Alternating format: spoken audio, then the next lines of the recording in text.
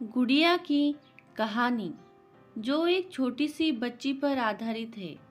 यह कहानी है पूजा और एक गुड़िया की, जो एक छोटी सी बच्ची पर लिखी हुई है।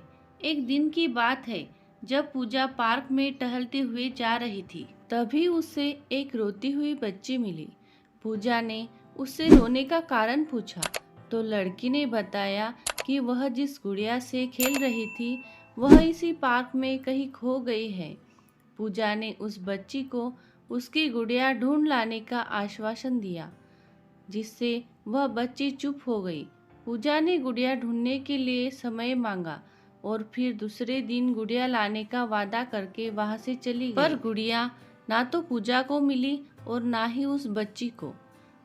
पूजा ने गुड़िया की तरफ से एक काल्पनिक पत्र उस बच्ची को लिखी और जब वह बच्ची पार्क में गुड़िया पाने की आशा में आई तो पूजा ने वह पत्र उस बच्ची को पढ़कर सुनाया। पत्र इस प्रकार था, कृपया रोना मत, मैं समय समय पर उस गुड़िया के बारे में तुम्हें लिखती रहूंगी, बस तुम रोना मत। अब पूजा रोज उस खोई हुई गुड़िया की तरफ से काल्पनिक पत्र लिखने लगी और लगभग रोज ही उस बच्ची को पढ़कर सुनाती, जो कि यात्रा का काल्पनिक वर्णन हुआ करता था। पूजा ने इस काल्पनिक लेकिन रोचक वर्णन ने उस बच्ची को रोने नहीं दिया। वह खुशी खुशी अपने गुड़िया की घुमक्कड़ी के किस्से सुनाने लगी। अब वह खुशी से रहने लगी। एक दिन जब काफ़ी कहानियाँ हो गई तो पूजा ने एक दूसरी गुड़िया उस बच्ची को लाकर दी। जाहिर है वह गुड़िया बदली हुई थी। उस बच्ची को अपनी खोई हुई पुरानी गुड़िया जैसे नई लगी तो वह पूजा की ओर देखने लगी। पूजा अनजान बनते हुए गुड़िया में चिपकी एक चीट को निकाल कर पढ़ने लगी। उसमें लिखा हुआ था, यह मैं ही हूँ, तुम्हारी वाली गुड़िया जो पार्क में खो गई थी। दुनिया भर की लंबी यात्रा की वजह से मैं थोड़ी बदल गई हूँ। बच्ची को इस गुड़िया और पूजा पर विश्वास हो गया। वह गुड़िया लेकर घर चली गई। कई वर्षों बाद जब वह बच्ची बड़ी हो गई तो एक दिन वह अपनी अलमारी में कुछ ढूंढ रही थी तो उसका ध्यान उसी गुड़िया पर गया जो पूजा ने उसे दी थी। बचपन की बातें याद करके वह हंसने लगी।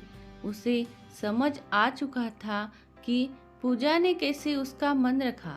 उसे उस गुड़िया पर फिर प्यार आने लगा। वह उसे बड़े गौर से देखने लगी। तभी उसकी नज़र गुड़िया की फ्रॉक की आस्तीन में छुपे एक छोटे से पत्र पे गई। उसने बड़ी व्याकुलता से वह पत्र निकाला और पढ़ने लगी।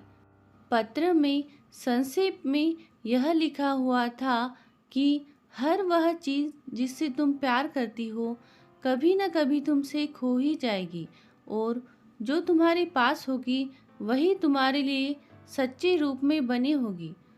रूप भले ही भिन्न होगा पर प्यार एकदम सच्चा होगा।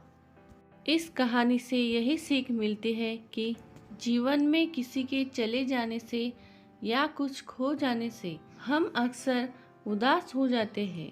यह मनुष्य का स्वभाव है, पर हमें यह नहीं भूलना चाहिए कि यह दुनिया की रीत है। जब जिस समय हमारे पास जो है अनमोल है।